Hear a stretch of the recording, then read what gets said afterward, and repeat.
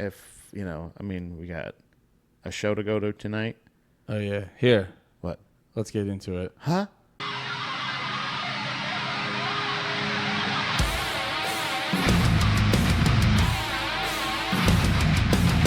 Welcome to a brand new episode of Drag the Lake. I'm one of your hosts, Andy Malfrey, and with me, as always, Pat, the super duper great George. My name is Pat, and I'm here to say hello, everybody. How are you doing today?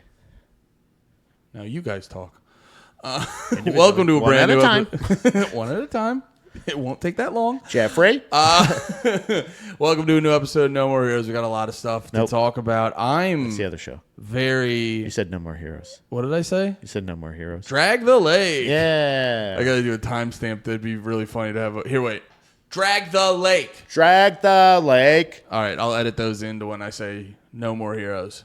But yes, welcome to Drag the Lake. I'm very excited for today. Very excited for today. My name's Pat. Jesus Christ. They need to use that sound effect in horror movies. Just sound. You know how when the horror movie needs to let you know something scary's about to happen? That just is like a sound comes out of nowhere to be like, you're about to be scared in 5 seconds. Yeah. Oh my God, the subtitles say creature squealing.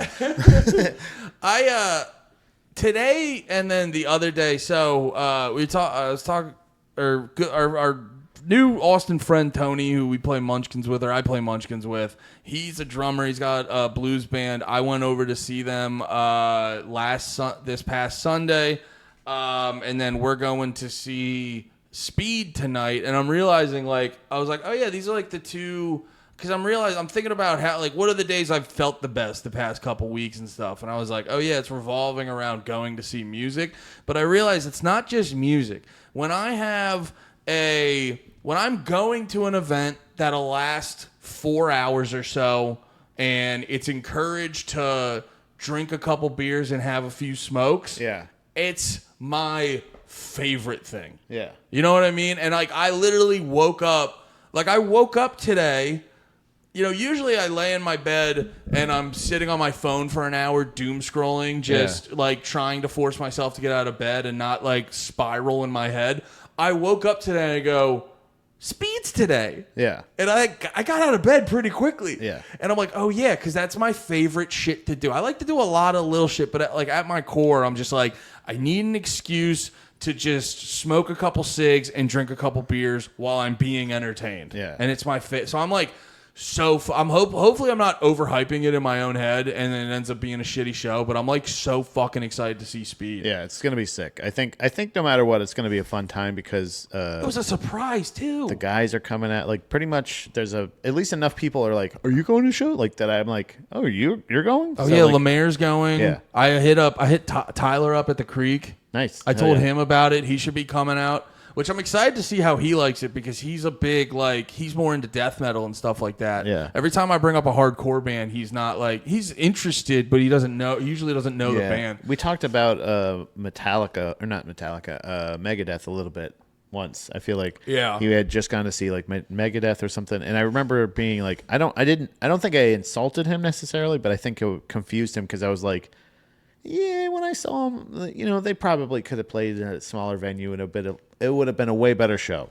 Yeah. Because I think they were just two, and he's like, I don't know what you mean. It was great and I was like, it was a daytime show. Maybe that's what it was. But it was also Tropicana Field, and it was kind of I don't think you need this much room. You know what I mean? The floor was packed, but then there was a lot of empty space. I don't know, dude. Ever since the Tsunami show, I'm pro daytime or lights on at a hardcore show. I know Megadeth's not hardcore, but yeah, I've just been because I remember when we were watching that footage of Dying Fetus at I always forget what it is, LBD or whatever the fuck it was, the Florida Fest. That is the 2-day super hardcore fest. And we were watching the footage of Dying Fetus play there, and there was so many complaints about the lights on. And I understand aesthetically watching the band lights on, it's not favorable. But now after having experience, and by the way, I told you for a while I didn't think getting hit in the tsunami pit was necessarily a tactical strike, and then I saw a tweet randomly of these two dudes, not just crowd killing where they run into people, but like this type of crowd killing where they're like hitting people. And then I forget if it was an actual member of the band or someone on the tour, but someone was like, this better be how you guys are at the next Tsunami show. And I go, no. Oh, yeah, you guys just do that there then. Yeah, and I was like, oh, that was a dude trying to fucking knock me out. I was talking about it last night. I was like, guys, some of the bands that I love the most are like, because there was somebody that brought up the fact that the guy from Speed teaches flute to children. Like, teaches. Like what, to insult him? No. Like, the guy from Speed, like, teaches flute to children that's his other job. That rules. Is like he's not a tutor. What would it be called? A tutor.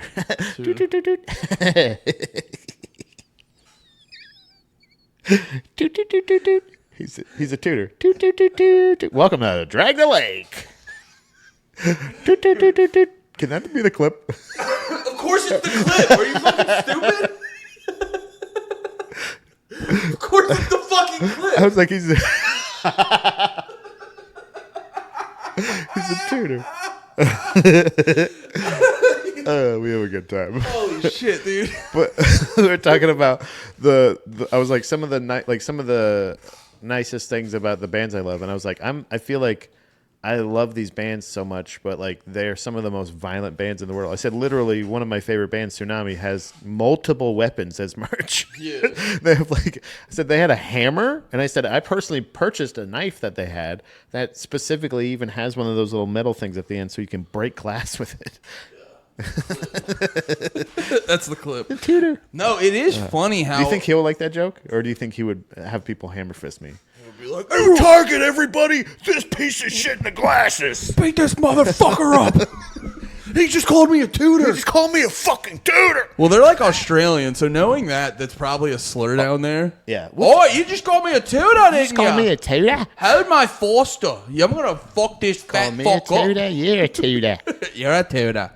You're a tutor. Look at you. You probably eat a bunch of beans, you tutor. I am a tutor. But, yeah, no, I'm very excited for the show. Speed's a really good band, and I've been wanting to see them live, and they're, the best part about it, too, is, like, sometimes I can ruin my excitement for something if I anticipate things too much. Yeah. And, like, I'll overthink it. But literally, like, we were hanging out at the creek, and I feel bad, I forget her name, but there's this one comic who's, like, real locked into the hardcore scene and shit like that, and just out of note, we were talking about Speed last time I saw her, and then like I was leaving, and she's like, "Oh, by the way, Speed's here on Thursday at Mohawk." So it's like I didn't even know I was going to do this week. Yeah, that adds to it even more. Yeah, like I bought the tickets last night. I knew about it 2 days before that. But yeah, I think it's going to be good. Their music's very, very fun. How many tickets you buy? I bought my ticket. How many tickets did you buy? Lemaire's going to buy my ticket. What's this? You and Lemaire? We're just dating, you know. I don't know. There's new dynamics going on. Yeah, Lemaire. I actually asked him. I'm poor. To buy your ticket? Yeah. Oh, okay. Well, I gotta buy you a ticket. I just didn't know. You said tickets, and I was like, oh, maybe you already got one for me. No. No. That's what's be like. What have you done for me? Oh, do you think I should send the tutor? Like, can we clip that soon? And I just send that. Maybe I can win a prize. Yeah, they're just like, that's a good one, Mike. That's a good one. I also watched. That was a good job. I watched Volkanovski earlier. Alexander Volkanovski. I watched him beat Max Holloway. Is he Australian? Yeah. Volkanovski. Very. Oh, okay. I'll wear that shirt. They'll love it. They'll let me in. Never mind. I got it. I'll get it in, dude. That's my ticket. It's not this one, but it looks like this. It's like it's got sleeves and everything.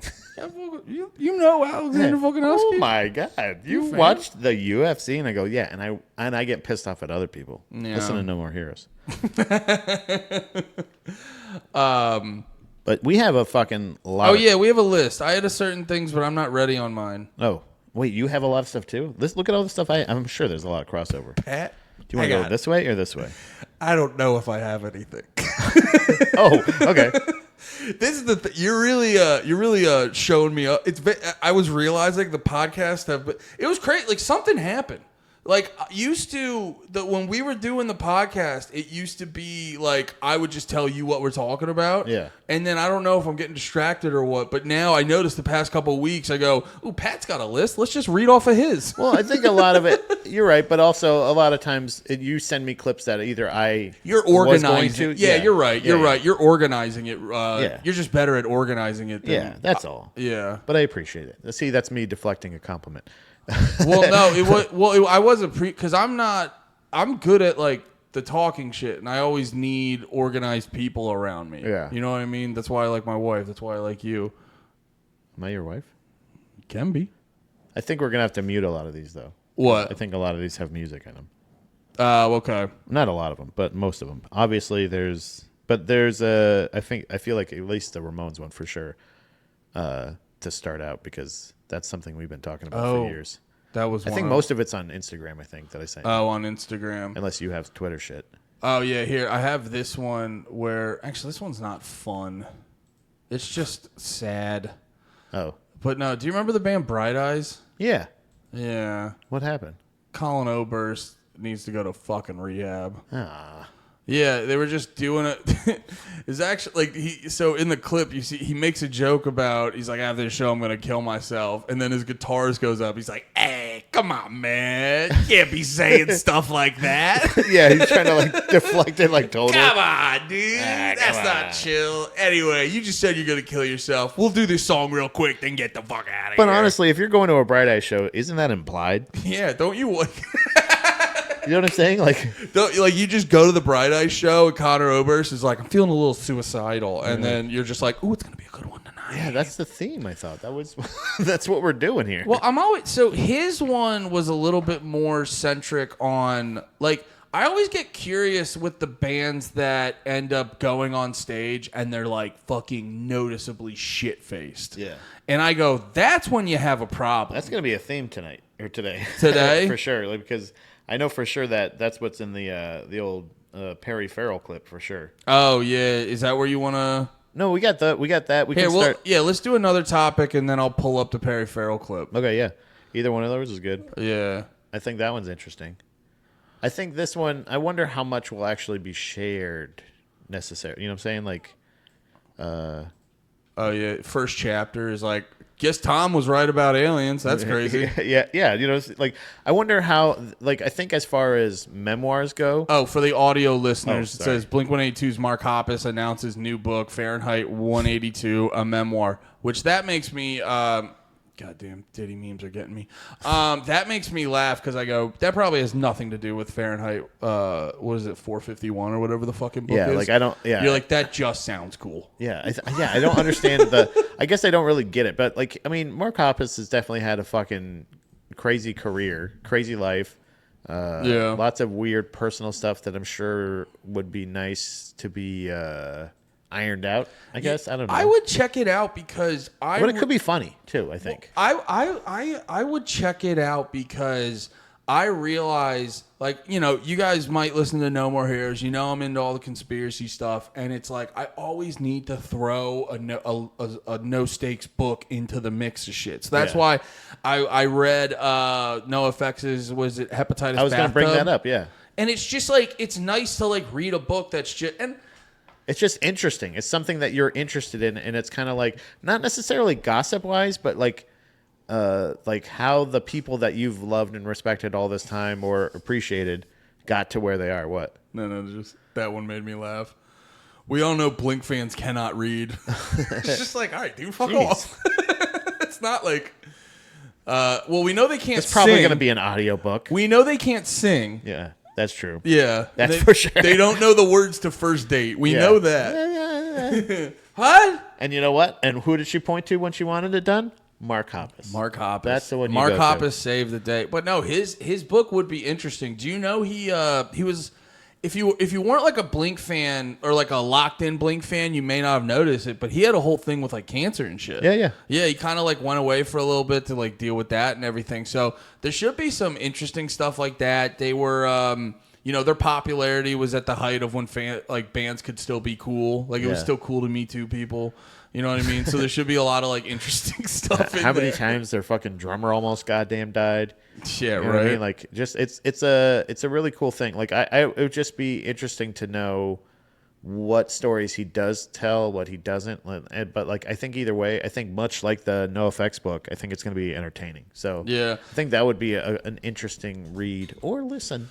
And also, the guy who wrote the book, so he's like co-wrote with this dude Dan Ozzie, and he wrote this book that I listened to the audiobook forever ago. That actually there's a chapter in there about Blink-182, but it's called Sellout. And it's basically about, you can see it right there, the major label feeding frenzy that swept punk, emo, and hardcore in 1994 to 2007. So, like, that time frame when bands like Blink-182, Green Day, All American Rejects, who else was it? In the middle? Whoa, what's the middle? Jimmy Eat World. Jimmy Eat World, yeah. Yeah, theirs was interesting. But yeah, he's a really good author, and that book was like really fucking good. So that's part of. Normally, I wouldn't really care about a Mark Hoppus autobiography. Yeah. But the fact that dude Dan Ozzie's helping him out a little bit. And with him, like, I think honestly, like, I think either one of them, either him or Tom, would have an entertaining memoir. It wouldn't be like boring or stupid or something like that. It would be lighthearted. Like, it would have that like lighthearted comedy to it. Yeah. I think it would be entertaining. So much like a NoFX book or something like that. Obviously, Blink-182 is copying. Yeah. You know what's funny? Can I take a little I just thought about this when I brought up the All American Rejects, because I saw. I guess they're like. I didn't realize they went away for like a decade. Their last album was in like 2012. And so, like, so it's like they're like coming back. I didn't know that they weren't, like, I guess that they, like, were, I would just think that they're done. You know what I mean? I think probably the same way I felt about, like, Crazy Town or something like that, where I was just like, see, I thought that was it. I thought that was all they were going to do. I assumed they were more like I'm trying to think. You know how, like how Sum 41's been. They haven't been that popular, but they just kind of put out an album every 3 years. Yeah. I just assumed that's what it was, and I saw this clip of them in the interview, and they're like, no, they've been gone for over a decade. They literally just dropped it's a cover song, but they dropped a song yesterday on Spotify and all the music apps and stuff. But it was funny. I was watching this fucking interview, and now I'm going to paraphrase it. I forget exactly what he said, but it was sort of, it was like, he was talking about like finishing up the band, and they were like, we sort of got like burnt out, and this wasn't fun. And then on top of that, like sort of thinking about, like the perception of your band may not exactly what you want it to be. And I was just kind of laughing at that, and I go like, yeah, you guys wrote Gives You Hell. So, like, you remember that song? Yeah. It gives you hell, which is fine. But the thing is, like, when you sell a little bit of your soul and write Gives You Hell, that's where you're at, dude. Because I was going back, and I remember, like, their early shit, like, swing, swing, swing, my tables. Like, that was, like, decent emo music back in the day. And I was like, you guys knew how to write good music, and then you wrote Gives You Hell. And you gave a framework for every shitty you pop. You got on the New Guy soundtrack, and then you just fucking fade off into insecure. No, and it's like you gave a framework for every shitty pop rock band to do like their obscurity. Little bam bounce, bam bounce, bam bounce. I don't know though. Weezer did it. Weezer did that bullshit they also do. I mean, it's half. But they also didn't stop. They never stopped. Once they did California or Beverly Hills or whatever the fuck it was, there was just like not that they didn't do corny songs before that. Obviously they had done. That corny was songs. next level though. But but nobody you take your card and work. I'll take my board. That one's even kind of fun. Lame. Yeah, but there's still some like funness to it. No, like Beverly Hills. That is where I wanna be. Gimme. You see? No, like or Offspring with fucking Pretty Fly for a White Guy. These were talented bands before, and they sold their soul, but still continued. But they never stopped selling their soul after that. There was always one of those bullshit. So maybe that was what it was. Is they were like, drugs are way better than writing hit songs. Let's do that. Yeah, I laugh at these bands. Like that was my thing with the All American Rejects. I go, yeah, I'd feel bad for you, but you wrote Gives You Hell. Yeah, you did this to yourself. You did this to yourself. That's what you get, man. You were already doing good music, and then you fucking... Like, I understand a band that is not... like, again, with all due respect, Crazy Town. Something like that, where they're like, come my lady, come my lady. Whatever the name of Are you saying they've been dog shit the whole time? Yeah. Yeah. And they got that one song, but that is deserved. They earned that. Yeah. Somebody like... Offspring, Weezer, or All American Rejects just didn't keep going. I don't know. Like I guess you have to get to that point where maybe that's the thing is like you either write those shitty pop songs every couple things, or you have somebody give you one of those and you're selling your soul. Because otherwise, why can't you just keep writing those if you had that in you? Yeah, just keep pumping out bullshit. They don't have to be good. That's literally the point of that. Yeah. Oh yeah, Perry Farrell. Oh yeah. So yeah, we definitely. So you gave me. So a lot of you guys have probably seen like the Perry Farrell, Dave Navarro thing. You know, what were we saying? America's favorite goth mom. Yeah. We definitely targeted Dave Navarro for sure. But we're on Dave Navarro's side this time. This is the funniest thing I think. Well, so you gave a very interesting layer to this I didn't realize. Yeah. And so at first I was like, wow, Perry Farrell's on every drug possible, which might be true. Yeah. But I didn't fucking realize he's 65. 65 years old, yeah. And I was like, oh yeah, that's just a grandpa up there. Yeah, 65 years old. Like, so all of this, like at first you were like, you kind of go, you watch this clip and you're like, he looks like he's stiff, kind of weird, fucked up. Dave Navarro's over there shredding. He's doing weird, like trying to intimidate him, bumps into him. He's kind of like, what the fuck, dude? He's like, hey, man, stop. What's wrong? And then this punch right here, that little, yeah, and then how he's standing like this, like when he does this little thing, that's like that's like Robert De Niro in fucking Irishman. Yeah. You know what I mean? Like that's him, like, look, I'm 25 years old and I'm going to rough you up. Dude, his face is so amazing. He's holding his cap in his hand, like old fucking. Right here. Perry? And he's like still playing. Buddy! Yeah, dude, as he's like holding a bag, he's still like, the funniest thing to me is the fact that most people are watching this and they're like, dude, Dave Navarro would fuck him up. And I'm like, I don't think so. How old did you say he was? Like 58? He's like 57 or something like that. 57, 58. Yeah. Like he's in his like upper 50s, high 50s or whatever. Oh my God. Dude, I didn't realize. And look, yeah, he even stops to like, how many people it takes to contain Perry Farrell is nuts to me. Even if he's fucked up, he's still 65 years old. Yeah, I feel like most people could contain Perry Farrell. But so Dave Navarro casually walks up to some fans, talks to him for a little bit, probably apologizes. This was like Does anyone want a tattoo? Yeah, sorry. Yeah, anybody want me to rate their tattoo? Anybody got a dead pig? He's making out with the drummer, and he's just like, yeah, look at him. The drummer's hugging him. So that's what I'm saying. Is like, I'm not like, oh, this tough guy. He looked lost. He definitely looked like he could not defend himself even a little bit. By the way, another point that was brought up, see the balloons on the drum set? It was the drummer's birthday that day. Like, God damn it, if you want to add another sad layer to this, it's the fact that the fucking drummer's birthday was and they were celebrating. They were, I think, 15 songs were on their set list that night, but this was like 11 in. So they almost got through the whole set. It wasn't like it was whatever.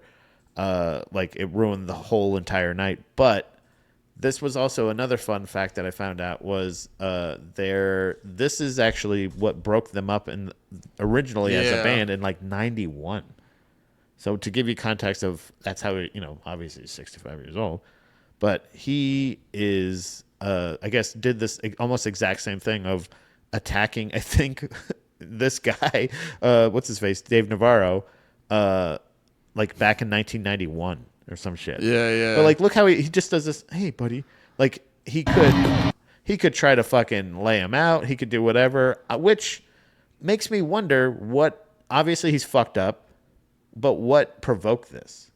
Do you know what I mean? Like, what was like? So I saw a thing. You want to say drugs and alcohol, but why is he just going after Dave Navarro? Well, why is he? It's the kind of thing where like. And why doesn't Dave Navarro feel compelled to like defend himself better than that? I guess because he's 65, he doesn't want to shove him over in front of everybody. Well, I don't really have a problem with how he's defending himself. He's clearly not threatened by Perry Farrell. Yeah, like I think it's more so insult. that. Yeah. You know what I mean? Like I know you fucking do jujitsu. It's like I'm not expecting you to fucking hit me because we're friends. Yeah. But if I saw you coming at me a certain type of way, I'd be like, that's different, and then you'd like brace yourself differently. But even if you came up to me and started doing like jujitsu stuff, I wouldn't be. I'm like, oh no, Pat's not gonna beat me up for no reason. Right. But no, I saw one angle where they said, I think I saw someone theorizing online that they were saying that Perry Farrell might have been fucking up more so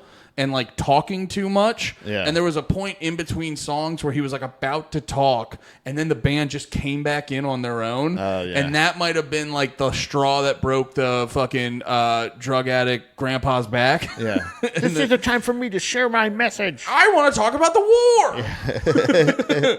And then Turns out, Perry Farrell is real pro-Palestine, and Dave Navarro's big Israel guy, big Zionist. Yeah. Dave Navarro's super Mossad. Super Zionist. Yeah, I don't know. It is funny though that this happens like a week or two or however, like not even like a month after we're talking shit about Dave Navarro.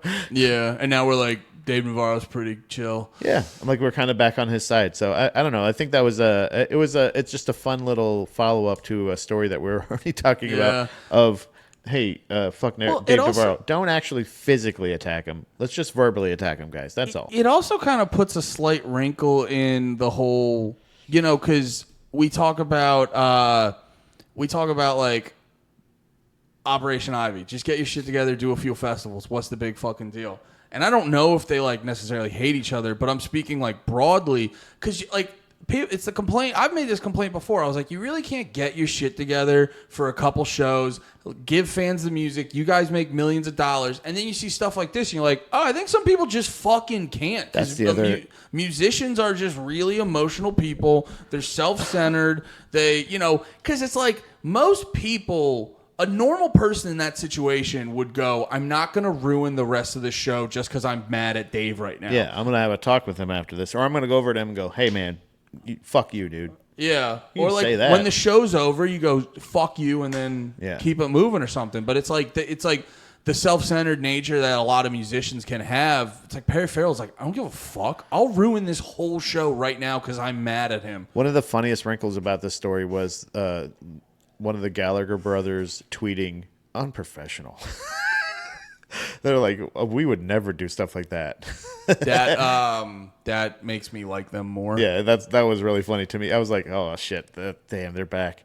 And also, like that was like people were like replying to that post or whatever, saying like, oh, Noel and whatever the other guy, Liam, 2 weeks into their new tour or something like that. And they're like, no, we would never do something like this. This is totally unprofessional. Dude, and it's like this goes back to, I was talking about this on stream the other night where it's just like, I wish I remember the fucking example of it was, but like when people just like be honest and they just accept what the fuck, like we were shitting on Oasis, but hearing that the dudes joke around like that, it made it like, I don't love them yet, but it made me like them a lot more. It like makes you more endearing to people when you're self-aware. Yeah, and it's also like they're probably it's just so funny that in 2024 they're like, well, what's happening? Well, Perry Farrell's just drunk on stage ruining the fucking Jane's Addiction shows, and then to have like. What's the other headline? Oh, Oasis is getting back together, and you're like, God, what the fuck is going on? What fucking year is it? What's going on? But it is really interesting. Yeah, let's bring this up. This is a for you one mainly. Yeah. But so I guess NoFX will be live streaming their final shows. Yeah, October 4th, 5th, and 6th in Los Angeles, which is awesome. I'm totally fine because I'm never going to go to Los Angeles to see them necessarily. Yeah. Unless I had all expenses paid, like unless I won like a NoFX contest. Yeah. You know what I'm saying? Like I wouldn't necessarily. It's not like a bucket list thing for me. I still am on my shit about. I don't necessarily think this is the last time that they're going to play. This is their last run of this, I'm sure. But either way, I don't think it's necessarily my last opportunity. But even if it is, it's cool that I get to watch them.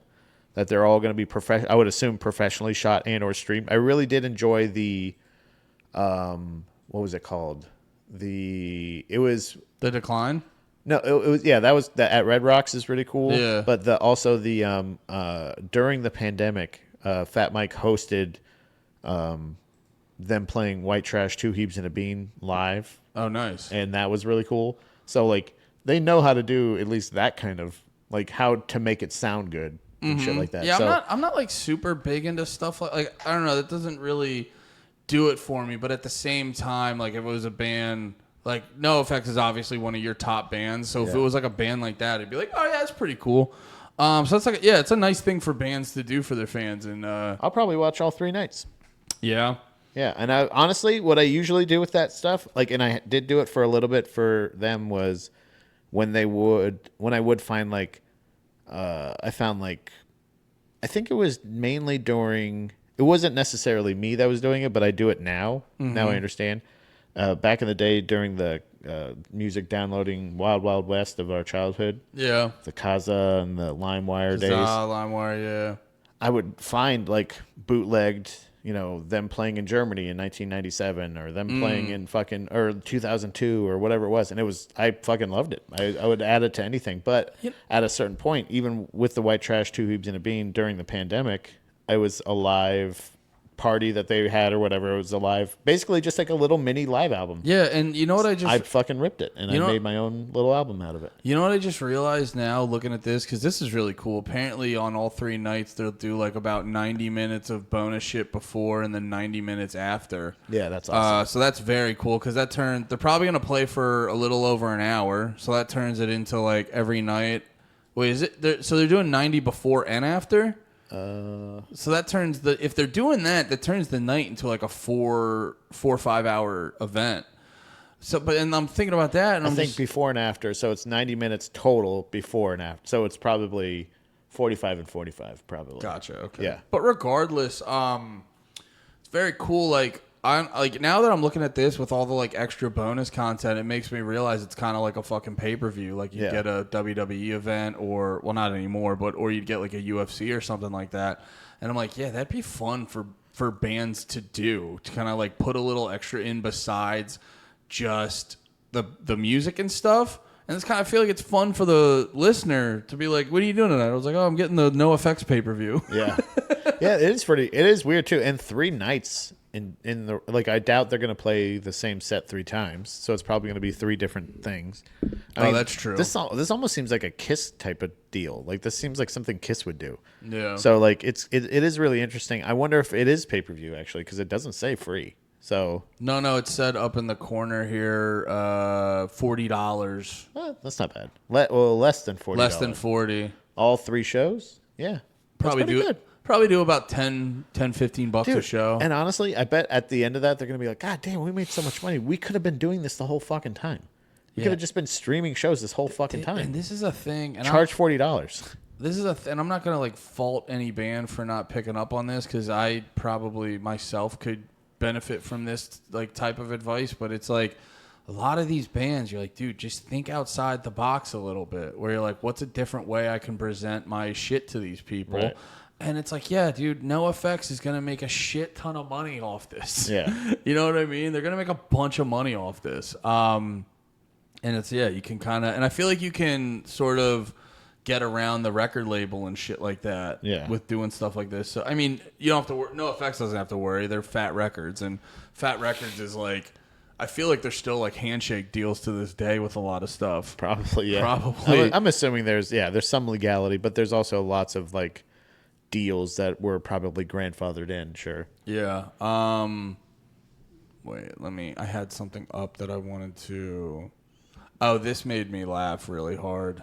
I like when I find something and I go, this will probably annoy Pat, but in a very fun way. So there's this band, I just found out about them. They're called The Armed. and they're like a decent sized band, not crazy big, but they got like a decent sized following. I looked on Spotify; they rock like 70 to 80,000 listens a month. So not a buy now necessarily, but a buy early. Yeah, slightly early. From what I gathered, they have like a hardcore. They have a hardcore fan base. A hardcore core audience. Yeah, hardcore core audience. Hardcore core. And so they post this whole thing. It's getting all trippy. He rips open the vinyl, and it's very loud. And then you find out that there's like a link to the pre-order of their new EP that's going to come out in like a month. And I saw all these people posting this to be like, wow, this is the smartest thing I've ever seen. I love you. I love you. This is so fucking... Here, wait. That's literally what that one says. Yeah, it literally says, I love you. But like, let me pull up tweets because it's just like, I don't know. I get really hung up on people categorizing something as absolutely brilliant when I'm just like, nah, I was just mildly clever, I think. I mean, you know me, my underwhelming thing of like when it's expected of this person. Oh, you were saying about the Linkin Park thing, yeah. But no, literally goes, hiding the announcement for an October 2024 EP inside the record lining of an album you put 14 months prior. This band is something else, man. And you're like, are they? Wait, is that positive or negative? That sounds like that would be a negative thing. No, they're all positive about him. Like, really? Dude, the Dan Ozzie guy I mentioned, he tweeted, he hit a secret EP in the lining of their record sleeve, and it's not an EP, it's a link to pre-order the EP. So it's just cool for the fucking 18 people that want to get like 26 vinyls of it, which is not. I know Tonye listens. I'm not trying to be offensive to Tonye. Well, that was like the thing, the Shape of Punk to come when they made that announcement of saying like the Refused are fucking dead, but it's the 25th anniversary of Shape of Punk to come, and we're releasing 17 new vinyls, and it's just like one of those things of like.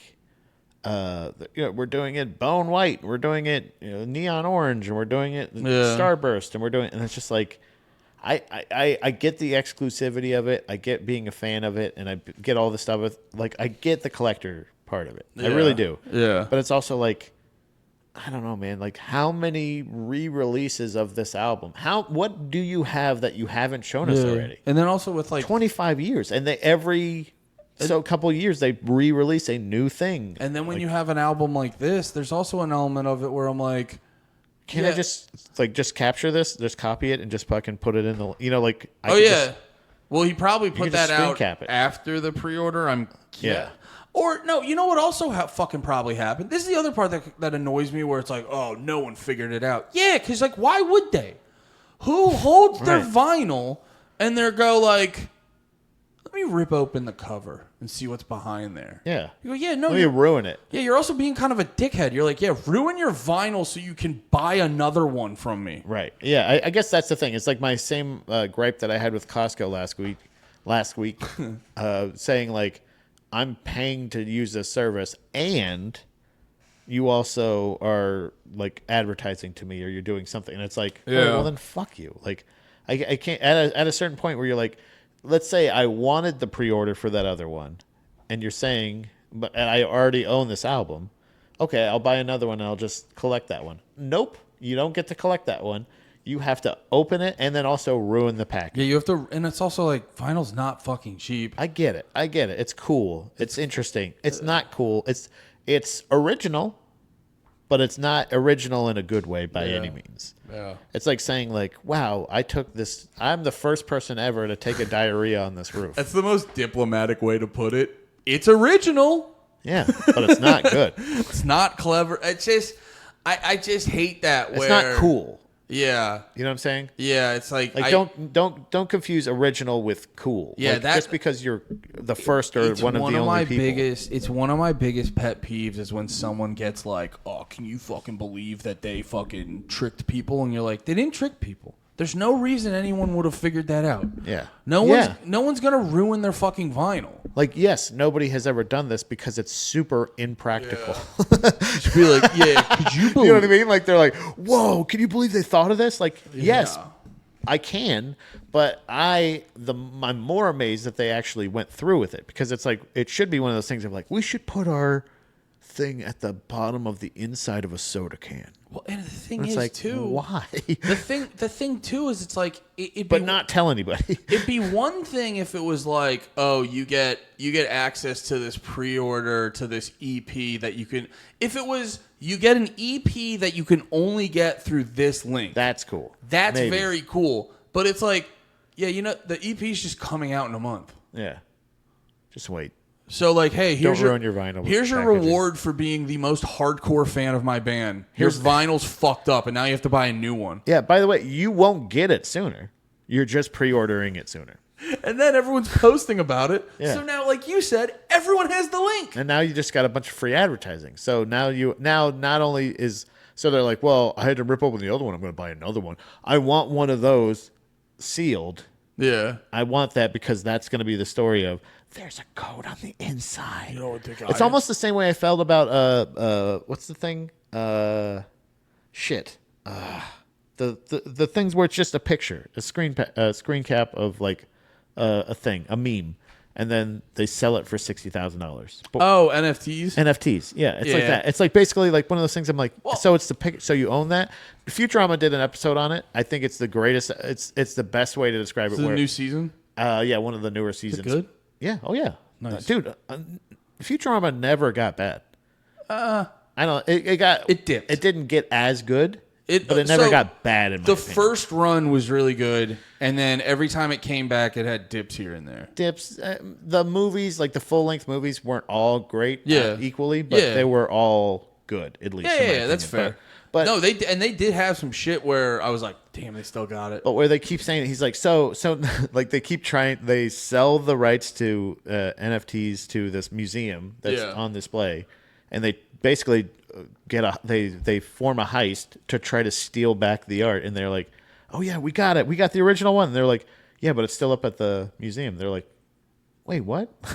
They're like, but we got back what we sold. And it's this thing where you're like, yeah, it's just a fucking picture. So it's the same thing where, like, I think in a couple of years, this will be a collector's item, almost in the same way like Pet Rock was a collector's item years after. Where like people, can you believe people were this fucking stupid? And they're like, look at this. Yeah. This is one of those ones where like people were buying this, well, you know what? And then ripping open the fucking cover so that they could get a code to buy another album. You know what my theory on the NFTs are? What? I think it was just it's the same way they do it with art sometimes. I think it was just a high end way to money launder. Yeah. And then I think as a runoff of that, they're like, yeah, we'll trick a bunch of fucking hype beast retards who just want to be on the next trend to waste a shit ton of money. Yeah. Yeah. But yeah, I think that's stupid. Yeah. You're dumb. NFTs were very funny. It's dumb, but it is original. It is original. That's fair. Speaking of unoriginal. Oh, do you want to talk about that one? I don't know if I thought that's why you brought it up. Oh, no, I was just closing down the next one. We could also pull. I wanted to talk about this because we have a segment that we have. I don't think we've hit this segment in the Texas era of Drag the Lake. I don't know if we officially. Is this Pit Police? This is Pit Police. Yeah. I think this is the official. This is, I think, the thing. This is a thing that I sent you. It was like something about, but the title for mine said, "Don't be a stage potato." Yeah, I think it says it on the. Oh no, it doesn't. But yeah, no, this is the first ever. This is the first ever Texas Pit Police. Yeah. Here, well, let me get the volume down. It's a well-deserved one as well. Yeah, it was funny too because like you watch it. And you don't fully understand what's happening. You don't know who's in the band. Like you're looking at this and you're like, okay, so here's the whole band. Yeah, I'm like, that's the lead singer. I'm like, this is the band. Yeah, that's either lead singer or roadie. Oh, I never noticed that. Did you see that hand point? What a fucking cocksucker. Oh, I didn't notice that. Look at that. So this is Ern. And he's talking shit about the drummer. The drummer's definitely saying, fuck this guy. See, I don't even know. I don't know what he's saying. Yeah, he might not be talking shit. I think the dude, is trying to just... He's like, I'm with these guys. He's like, fuck you. Like, the guy's like, open this fucking place up. And he's just like, yeah, what this guy said. I'm a part of this. Yeah. Play one of your songs. What? And... Oh! Dude, and we got Dude, he went down so fat. Bro, he went down way fatter than he was. He is not that fat. We have to go through every inch of this kick because whoever this guy is in like when I think it's Shaggy 2 Dope. If in the pit police or what do we call the pit militia? No, what was it?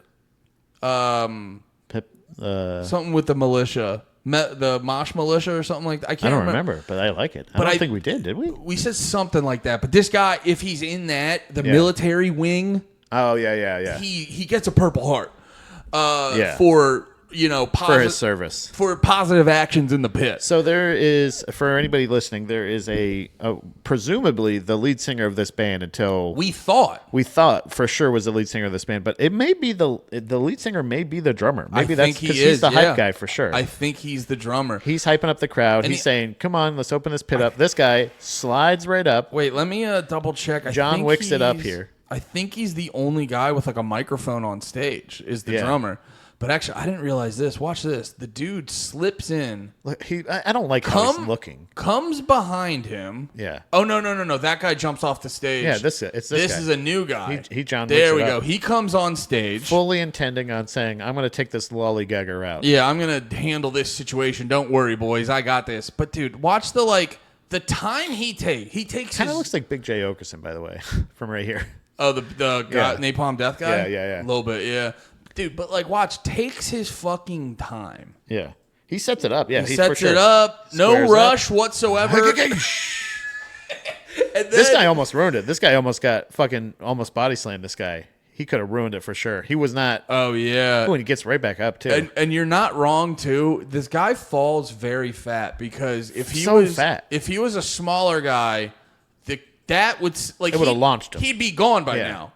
But then it his fatness created a ripple effect. Yeah. So he gets kicked, and then the rest of his body has to catch up. Yeah, and he just kind of takes a big step off of the stage. You know what I mean? This surprisingly enough, I think the most injury that could really befall the fat gentleman is really hyperextending his knee when he takes a big step off a stage. Yeah, I've been there. Watch. Wait, do that again for me. Yeah.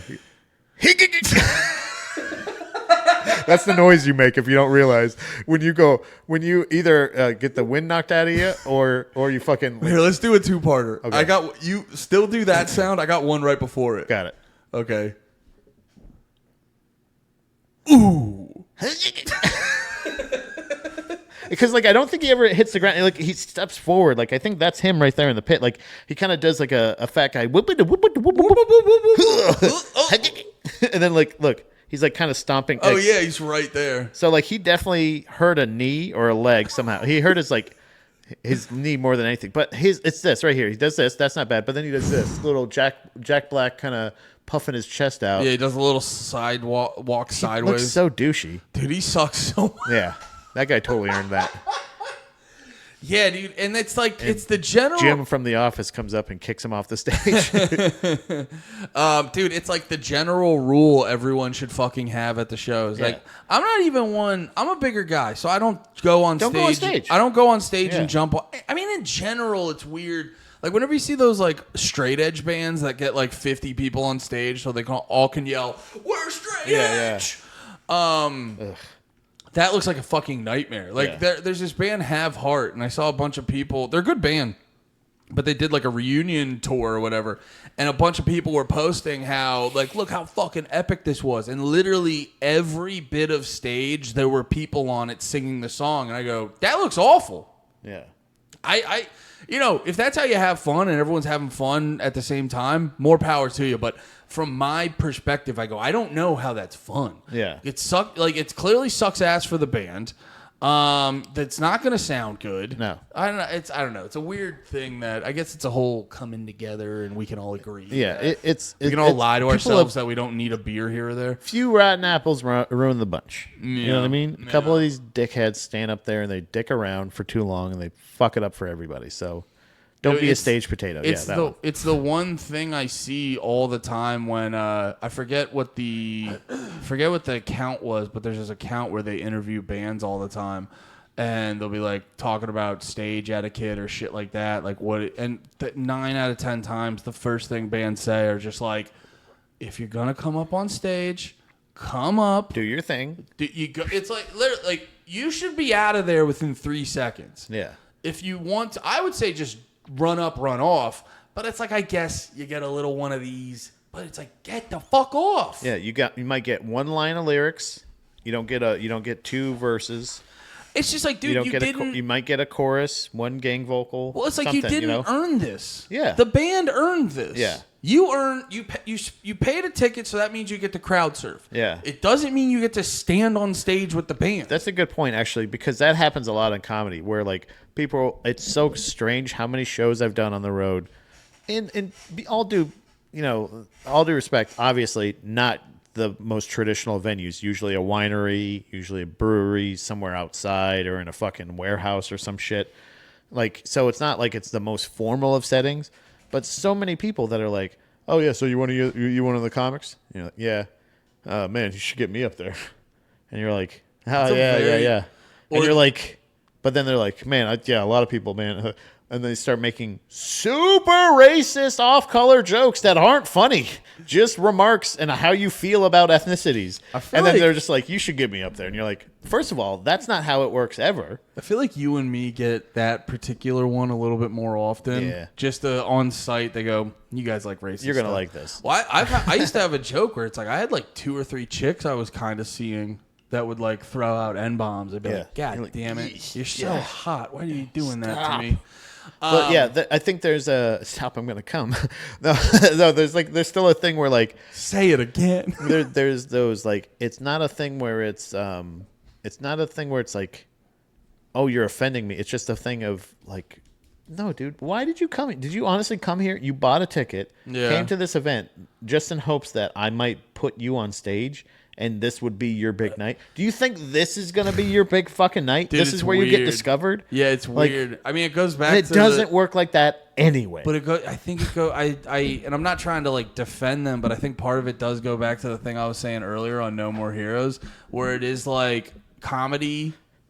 comedians work so hard to make it look seamless. Yeah. And audiences, like, there's a lot of people in the audience who just think it is. I could do that. So, like, it's the same thing. Do that. It's that thing where I don't know what he thought he looked like up there, but, like, he did not look like he was tough, that he was, like, into it or anything. He looked like he was, like, a hall monitor. But it's like, he was just like... But you know the irony is? You know what the irony is? Is like if that band had a lead singer, because like we said, it looked like the drummer was the lead singer. Yeah. If they had an actual lead singer, that space would be filled. Yes. Yeah. But also, if their lead singer was up there doing that, it wouldn't be douchey. Yeah. Because you're like, yeah, he's in the band. Yeah. He earned this. You're just a fucking guy. Yeah. And it's like you think the rest of the crowd is going to go, yes, dude, absolutely. Yeah. Oh, my God, Tim's up there. Yes. Yes. Dude, this guy works with me. He's awesome. I always tell him at work all the time. That's the same thing. I was like, people always tell me at work that I'm a really rock and roll guy. Yeah. It's the same idea. People tell me all the time I'm the funniest guy at work. I just stand up there like, we tell him all the time. I was right. I was right. He really is super rock and roll. People at work tell me all the time, I rock and I roll. Yeah, I rock and roll. So I should be up here. Yeah, people always tell me how funny, how much I rock at work. So I figure I should be the lead singer. People tell me all the time I rock and roll. Yeah. Like if he would have taken the mic out and just been like, "Am I right, guys?" Dude, what these guys said. The stand-up thing you brought up too. The other, and I'm sure musicians get this, but the other version of that is so fucking crazy to me. Is like people come up to you and they'll be like, oh yeah, you do or this happens a lot, not when they saw you do stand-up, but when just a human being finds out you do stand-up, they go, oh, you do stand-up? And then they immediately go, I've thought about doing stand-up. And I'm like, I don't know who you are. Yeah. Why would I, like, I'm not trying to be a dick, but it's like, I didn't ask. I don't know who you are. Yeah. Why would your first impulse be to be like, this guy cares that I've thought about doing stand-up for a while? Yeah, that's why you tell him pet cremation. Yeah. What do you do for a living? Pet cremation. I got it. Nobody does that. I got to take that one, dude. Nobody says, I've always wanted to do pet cremation. People always tell me I'd be really good at pet cremation. People always tell me I would burn the fuck out of a cat. I would do so awesome taking your gerbil and putting on the ledge of a cremation machine. Legs in so it doesn't roll in there. Yeah, right. This was a really funny one. What? So I was telling Pat about this. I got duped. I saw this. So Farrell was doing an interview. He's so casual. It's so fucking casual, dude. You know, and also too, I ain't even gonna close my mouth for this picture. What? Dude, I gotta be honest. If you're not in a actual like I'm a hot guy modeling shot, and I see you doing hot guy modeling stuff, it makes me like you a little less. How do I look? I'm doing the same face. You look very hot, actually. Did I ever tell you how fucking hot you look doing that? But yeah, so I saw this quote from Farrell and I read it and I was like, yeah, that's pretty cool. Where he's like, Farrell Williams says he gets annoyed by celebrities speaking on politics. He goes, I don't do politics. In fact, I get annoyed sometimes when I see celebrities try to tell you who to vote for. I'm one of them people who say, what the heck? What? Shut up. Shut up. Nobody likes you. Shut the fuck up. Shut the fuck up. Hey, what the hell? You know what? I'm not happy. I'm like, what the hell? Shut up. Nobody asks you. What the hell? Huh? Shit. Huh? So a lot of people were posting that, being like, "Hell yeah, sleepy." A lot of people were posting that, going, "I'm just too sleepy for this." I'm sorry, guys. I just got done singing "Happy" for 24 hours. I'm gonna go to bed. You got a hi hat I can wear. So then I saw someone post this, and I was like, yes, he's a fucking dickhead. Hey, look at that. Hey, Farrell, who asked you? Hey, Farrell, shut up. Hey, shut up. Shut up, Farrell. What the heck? Shut up. Hey, Farrell, shut up. For the audio listeners, it's not even that it's like him going, you should vote. It's him going, vote or die. No. Even more damning. This was Diddy's voting campaign. Yeah, this was Diddy's voting campaign. I remember very specifically, vote or die. Vote or I release the footage. Freak or die. Vote off. That was the ultimate freak off. But yeah, and now meeting it halfway, Farrell, over the time from when this picture was taken to his sexy picture, he could have realized, like, damn, vote or die sucked ass. But still, it is very funny. Dude loves hats that don't fit. That's what he does. He loves hats that just don't fit. That was always an aspect of, T.I. was a dude who always wears hats insane. What is this? I think it's... That's vote? No. Were they doing a hand sign for it? I think it's Star Trek. Yeah, this is. I think this one. Live long and prosper. Yeah. This is vote or die. Also, human traffic. What up? Yeah. Human traffic, motherfucker. This is vote for Beelzebub. Hey, shut up. Who asked you? It was the fact that there was no explanation points after it. He's like, hey, shut up. What the heck? Who asked you? Vote or die, pussy. That's so weird because he's saying it exactly how he's standing. Hey, shut up. Who asked you? What the heck? Hey, shut up. Vote. I don't even move my bottom lip when I talk. Shut up and vote, stupid. I'm practicing my ventriloquism. Hey, shut up. Watch me drink this water as you vote or die. Yeah, I'm going to drink this water while you vote. Or shut up. What the heck? Shut up. Hey, did you vote yet? No? Shut up. Such a measured response to politics. Hey, shut up. No more abortions. Hey, what the heck? Who asked you? Whoa. Knock it off. Hey, shut up. What the heck? Shut up. It's so funny, dude. You go to like an abortion rally, you're like, hey, who asked you? Hey, shut up. Like, that's the thing. Who asked you? They're having, you know how they have those open forums at colleges a lot of times, and you see people go up to they just go like, who's Ben Shapiro? Ben Shapiro's up there, and like you just go up and you go, hey, Ben Shapiro, shut up. Who asked you? What the heck? Well, actually, at 3 weeks, the baby becomes. He would not have a rebuttal to that because he'd be like, oh, fuck. Wait, I can't. There's no logical response. And you're just like, vote or die, pussy. Hey, hey, shut up. So funny. You just go up. You go. Excuse me, Mr. Shapiro. Mr. Shapiro, what the heck? Shut up. Who asked you? Thank you. I could see the rest of my time. No, I like the adjusting yourself. Mr. Shapiro, I'd just like to real quick. Thank you for coming to our college. Who asked you? Respectfully, what the heck? Respectfully, who asked? Shut up. Shut up. Shut up. Shut the fuck up, Ben Who Shapiro. asked? Ben Shapiro. Shut up. Ben Shapiro. Just from all the student body, just shut up. Thank you. Thank you. Thank you for your time. Thank you for visiting, and thank you for the time. And I just have one quick question. Who asked you? No, after the questions. What the heck? After the questions, you're just like, yeah, thank you for taking the time out of the day and visiting our school and talking to everyone. Shut up. Shut up. What the heck? Goodbye. Shut up. What the heck? Goodbye. I want to end my next set like that. Shut up. What up? Right. What the heck? Goodbye. Like, I've been Pat George. Shut up. What the heck? I see merch coming. Wow. Hey, shut up. What the heck? Hey, Who asked you? Shut up. What the heck? Who asked you? Who asked you? Who asked you? Dude, those are 3 really funny things to say. Hey, shut up. In any political argument. What the heck? What the hell? Shut up. Who asked you? What the hell? Can you imagine? No, not what the hell. Oh. Thank God. Hold on, let me pour some water in there. You would have had to give me $20 more for a new one. Give me some bubbles. Oh, you didn't No, you don't need to. You didn't do it. Wait, what do you have? Oh, maybe. Okay, now you get the bubbly water. Hell yeah. Did you see how quickly I went through those LaCroix? Yeah. Dude, I'm a fucking bubble fiend. Yeah, you were addicted to bubbles. I think I wanted to drink last night. And you just wanted water? But no, you didn't want to drink water? I just wanted... Yeah, I think I wanted to drink alcohol last night. I will tell you, so instead unflavored seltzer water does kind of give you the beer sensation. It just doesn't give you the beer sensation. See, I don't think it gives me the sense. For me, it's not about the sensation. It's about the. I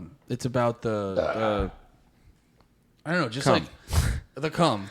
No, it's like opening the fucking beer, holding the thing in my ritual. hand. Yeah, it's like I don't know. I swear to God, it's like the fucking ADHD or whatever the fuck. It's like I always need to be doing something with my hands. This is cranberry. Gay stuff. Pause. This is cranberry, flavorless. What is that? Cranberry. Hey, shut up. What the heck? What the heck? What is that? This is cranberry. Who asked you? You did. You just asked me. No, dude, shut up. Shut up. What the heck? What the hell? What the heck? What the heck? Shut up. And I quote, what the heck? Oh, man. Shut up. We gotta make sure this bit never dies. Hey, shut up. Hey, shut up. What the heck? Who asked you? Who asked you is still very confrontational, even if you say it with a period. Yeah, I always laugh at the whole when people just go like, "Who even asked you?" By the way, or else like everyone just gives their opinion all the time now, guys. Shut up. Or else is shut up. Shut up. Who asked you? Hey. Or else is another one of those things that you could say in any tone and it never goes over nicely. Yeah, so you can just go like, "Hey Andy, do you mind taking the trash out?" Or else. Wait, isn't that Galifianakis bit? No, it should be. I'm very flattered that you say that. He has very minimal bits. That's a bit. He's bits all the time. That's someone's joke. No, it's mine. I just came up with that. No, it's not. Google it right now. No. Go to Snopes. No. Oh, by the way, one of those was just a clip I wanted to show you. It wasn't necessarily that one. Oh, yeah. It's just something for you. We can't play. I don't think we could. Yeah, it's them playing Eyeless. Yeah, no, it was funny. Actually, it fucking rips. Yeah, dude, it goes so hard. Yeah, just show the clip. Yeah, this shows me like this is the show I want to fucking go to for sure. This is the show. This is the place I want to see Slipknot. Right now they're playing Eyeless by Slipknot. Did you see in the background? This is what I was telling you about, by the way, where I was watching videos of August Burns Red, and it was just funny how like intense their music is. I'm sorry. Hold on, go back real quick. I'm sorry. I can't go back. Ah, damn it. There's one kid in there that like they're doing this, and there's one kid that just keeps like he just keeps going like, I don't know where to go. He doesn't know where to He's go. Just trying to walk somewhere. Here, wait, let me see if I can pull it up again. When this like you see this guy in the front start going like this, he's he's telling him to rip it up and to start punching the air basically, but it's coming up. He's gonna be right in the middle. I'll point him out. So right here on this clip right here, when everybody starts fucking like watch this tall kid. He gets pushed forward. Look, he's like, I just want to go. If I could just excuse me guys, if I could he doesn't know where to go. It's so funny. But yeah, this is a band called Smoke 909. Yeah. And no, they actually got, popular is a relative term, but in the context of this genre, they got a little popular because they covered Eyeless and this same account. What? That gif right there is a perfect reaction. I like this. Did you just see Shane's tagged on this? Oh, really? That's so funny. I wonder why. I think because the lead singer's kind of stocky. No. They're probably being like, you look. It's the same. Shane was saying that when I was like crashing at his place. He was saying that he's like, yeah, just people will just tag me in a retarded guy. Yeah, I can say that. And they'll be like, you look like that. They'll make them at night, right? Yeah. Not saying the guy from Smoke 909 looks retarded. I think it's more about him being hefty. But, yeah, sorry. They got famous. Relatively. Yeah, they in this like genre, they got like a lot of. They went viral because they did this shit cover of Eyeless, and then it's funny. I watched the clip, and in the clip they go, "You guys better fucking turn it up because this is the last time we're fucking playing this." Yeah. And then they're playing it now, just being like, "All right, you bugged the fuck out of us to keep playing it. Fine, we're gonna play it." Finally brought back the Slipknot Eyeless cover. Yeah. And it goes hard. Except for when the crowd, by the way, this clip is great until the crowd gets up and they don't, they all have Blink-182 girl energy. Yeah. Where it's like they all very hyped to get to the mic and then they're like, and it's like, what? It's probably a little different when you're actually at the live show. Oh, that was awesome. That was a great stage dive. And he landed back on the stage. But no, and he honestly, in the original video they posted about this, he does the same thing. I think some singers like it because it puts you get more people involved and it puts less responsibility on them. Now, as the viewer, I go, let the guys do it. Let them cook. I go, what the heck? Yeah. Sing this. Hey, guys, shut up. Hey, shut up. Who asked you? Let him sing. Shut up. No, but what even wrestles the mic back? Hey, shut up. No, I've even been there. I've even been there live where they're constantly putting in people's faces, and you're like, sing the song. Yeah, I think, and also I think if that's the lead singer there in the black shirt and the glasses, is that right? He looks more like DeRosa from there. Honestly, he looks like if DeRosa was Shane's size. Yeah. Yeah. So maybe that's it. Maybe we need to add to that tag. Maybe we need to find Shane and Joe and mush them together. Honestly, we need to let them know that they look like this guy kind of. Should we comment? Actually, it's Joe DeRosa. Actually, this is Joe DeRosa meets Shane. But yeah, I thought this was awesome. That was just me sending that to you just because I was like. But did you see this back here? I was talking to you about this thing where I said I was watching videos of August Burns Red, and it's just funny how labor intensive that band is. But then when you actually watch them, they're kind of boring live because they're playing like crazy shit. So they just stand still the whole time. And I remember I said also, I felt that way a little bit when watching Between the Buried and Me. And I go, bands like that would really benefit from a video screen behind them showing and then it's right here, which it's very funny. I don't know if you could tell, but they're playing. Ariana Grande? No, it's fucking Ice Spice. Oh. They're literally here. It'll cycle through, but yeah, they're playing like Ice Spice music videos and having their logo over top of it. That's awesome. But yeah, it's the band fucking rips for sure. I didn't know the whole backstory to it. I just saw that cover and I was like, holy shit. Yeah, I think the same account. I like this account a lot more because they're basically like a Hate 5-6 type account, but their turnover is amazing. It's called 197. 197. MDA on Instagram.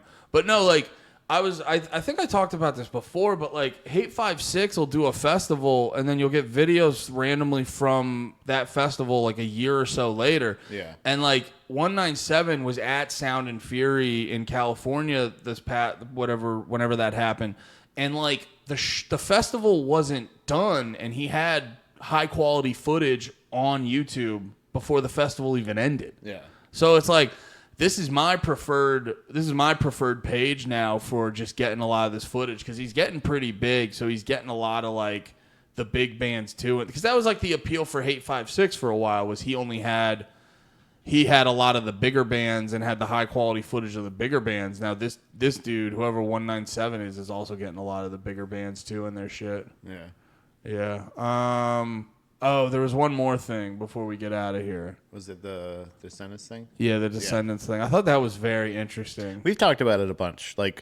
Me growing up, for sure. I don't know about you necessarily, but for sure when I was growing up as a fat boy my whole life, I always kind of just dressed in whatever fit. I tried to dress in cool clothes and tried to get that, but a lot of times Hot Topic or any of those things didn't come in my sizes. Yeah. So I could never find stuff or couldn't afford it because a lot of times those they were in boutique weird it's so strange. We talk about it with the Misfit shirts, how you like they're if you go to a punk store, they're like $34.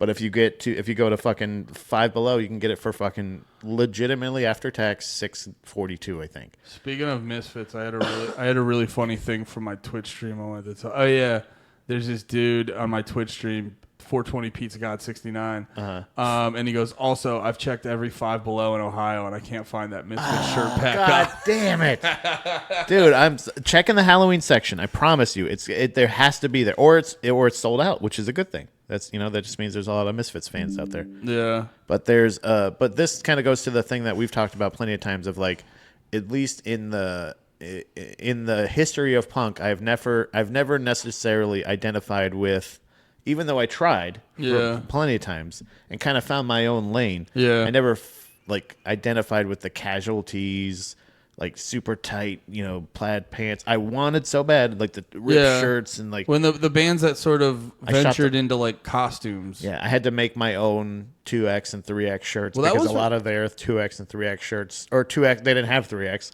If they had a 2X, it didn't fit. So the extra large ones were too tight. All this other shit. So like, it's really funny that there's a clip like this that's out there with somebody who is considered a pioneer in not just music production with punk music, but also in playing of it and stuff like that. Like somebody from the Descendants talking about the same thing that essentially we were. Yeah. We really didn't. I mean, Descendants, right? We didn't really have the fashion part of punk rock figured out. In fact, when they were making that movie, The Decline of the Western Civilization, because a lot of that was filmed like where we practice, like in our practice room and stuff. And Penelope would be like, "Hey, Bill and Frank, hey, you're in the shot. Get out of the way." They would get us out of the way because we didn't look like punk rockers. So that kind of says all. Dude, that kind of shit. And like look at him. He's just in a plain, comfortable black shirt and that like, comfortable shorts. That kind of shit makes me hate all the gatekeepers and shit, like those type of like. Because that's what it is with the people who try to. There's a lot of people like the musicians who they make the music, and there's artists, and they sort of they like sort of are the starting point for cultural shit. Yeah. And then it's people, and then it's like the influencers, and I'm not even saying in a modern context. It's like we've always had the sort of influencers who are like the people who sort of curate what is good and what is bad. Yeah. And then there's a lot of people who. They don't want to spend the time to actually curate what's good and bad. They want to just get credit. They just want to get that like unearned credit. Yeah. And they're like the true hipsters. They're the true fucking problem. And so they create abstract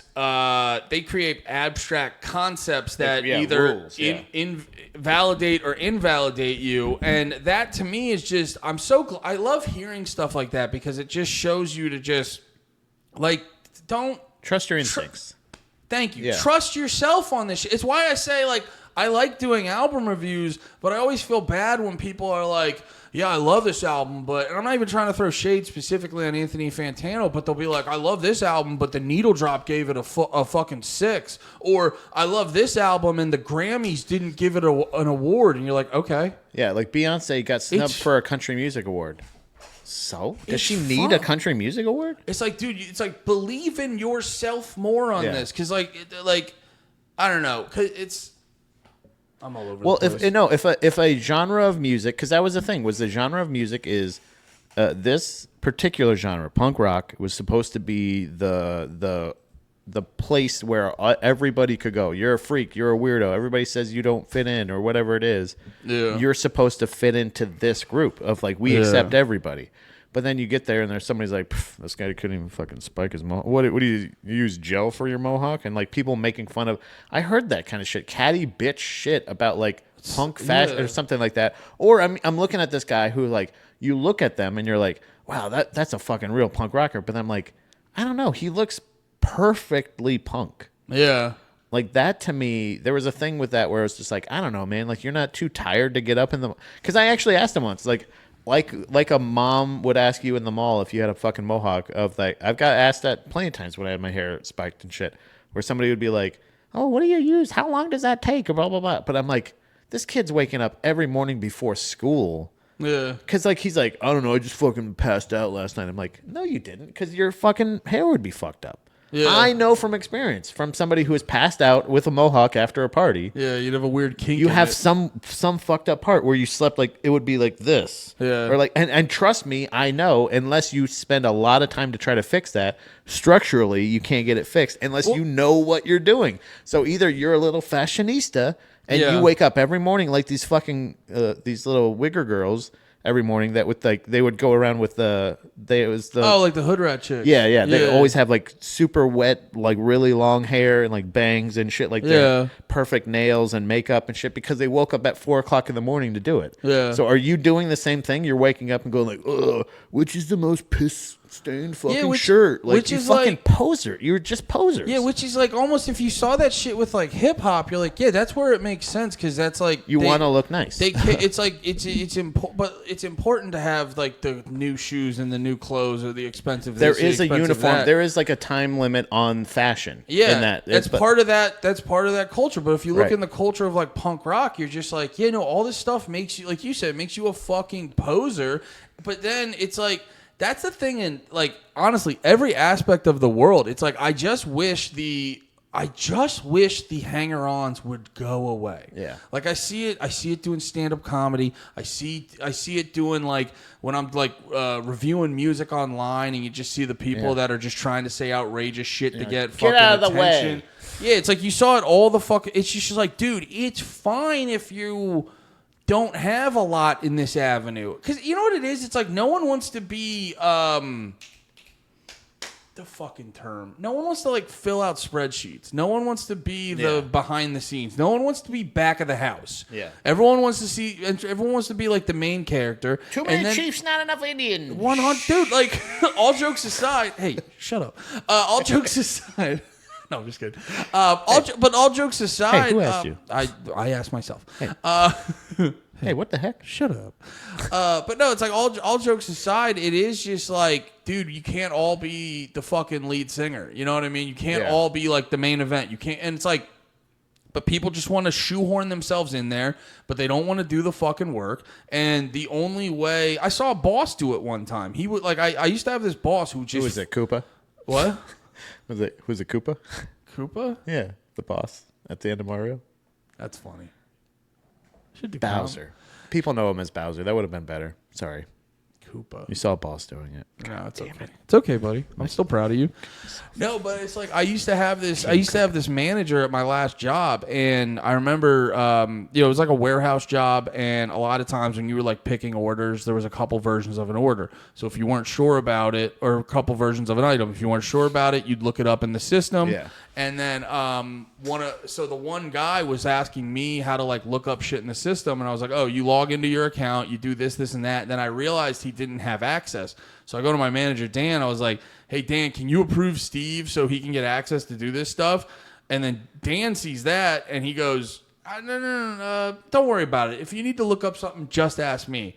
That's not because he thinks Steve can't fucking do it. It's because Dan's not talented. Yeah. And he hoards access to create higher status of himself. Yeah. And that's what all the like fucking gatekeeper fucking freezes, shut up, pains in the mouth. That's what all the like fucking gatekeeper freezes out there do, where it's like they're not actually better than you. They're just like using human psychology to make you feel like you're bad for not liking a certain fucking thing. They're just uncoordinated jocks. They don't know how to fucking use their hot bods for sports, so they just want to show them off to all the girls and will fuck them instead of you. They're less than jocks, dude. A jock That's what I'm saying. A jock can play a fucking sport. That's what I mean. Yeah, they're useless. They're uncoordinated, useless jocks. They're people that are athletic that couldn't continue the athletics, whether their family couldn't afford it, so they put their money into plaid pants and hairspray, or they are just like, fuck you, Dad.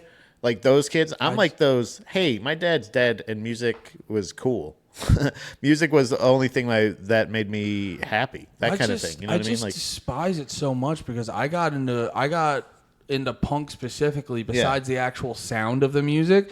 I was really on board with like the ideas and the message the and supposed acceptance. Yeah, you know what I mean. Like it's okay to be weird, and also we're gonna try to change the world for the better. And then just to see like a bunch of fucking mean girl hanger-ons are also a part of this. I was just like, dude, and it's annoying. Because it's like when you see people join stand-up comedy because they want to have a fucking short route into getting into acting or entertainment. Yeah. Where you're just like, it's like, dude, there's other ways to do it where you don't have to fucking clog up the line. Yeah, yeah. And like, it's like you're almost making a bunch of paperwork for everyone else to do because we got to worry about your fucking input on this. Yeah. Yeah. So I'm glad the Descendants stayed true and just do their fucking thing. Yeah. Even through all that shit, it's just so funny just the fact that like, for some reason, sometimes people can be like, oh, man, Henry Rollins is so fucking punk rock. But it's also like, they don't look punk rock or the Descendants or something like that, which arguably is one of the most influential, at least to pop punk bands for sure. Yeah, they're like indirectly... Because I think most pop punk bands now would go towards Blink-182, but you don't have Blink-182 without the Descendants. Right. So like it's just a thing where like they're such an influential band in the genre, and we're truly accepting of